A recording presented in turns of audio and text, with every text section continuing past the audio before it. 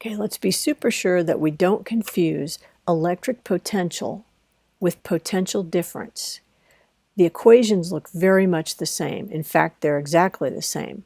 The difference is electric potential is just italic capital V. Potential difference is a delta italic capital V. And the reason these equations look so similar is because they're both relating the work that has to be done to move a particle, a charged particle in an electric field against the forces, the electrostatic forces.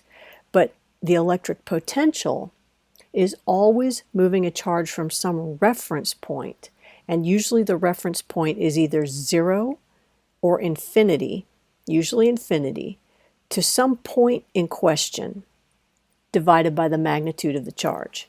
So this says usually the reference point is usually infinity. So the work required to move a charge in a field from infinitely far away to some point in question divided by the charge.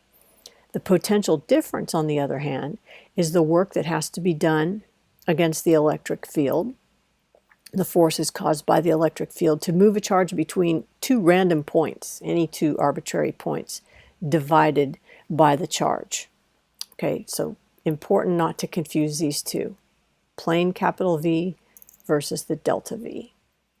So let's just review some of the equations that we've been using and how they're related. Also, how they're related to mechanics, physics that we know from mechanics. So force, the electrostatic force, is equal to the charge multiplied by the magnitude of the electric field strength. Now that is an equation on our equation sheet that you should recall. I think it's equation number 2.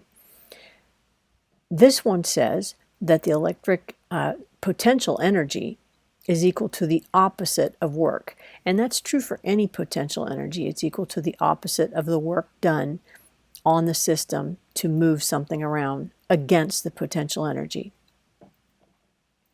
Work is equal to force applied times the displacement of the object in the direction of the force. And since work is equal to force times distance, this is just substituting in the definition of work here for potential energy. So potential energy is the opposite of force times displacement in the direction of the force. So, since we know that electrostatic force is charge times the field magnitude, then potential energy due to the electrostatic force is equal to charge times the field times the displacement. So QED, and it's negative sign here because it's work moving the charge opposite. So change in potential, so potential difference is equal to change in negative QED divided by the charge.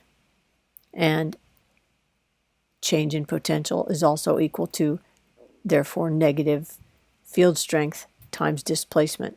Now these are the non-calculus form of the equations, but they're practically speaking the exact same as equations number 4 and 5 on our AP Physics equation sheet.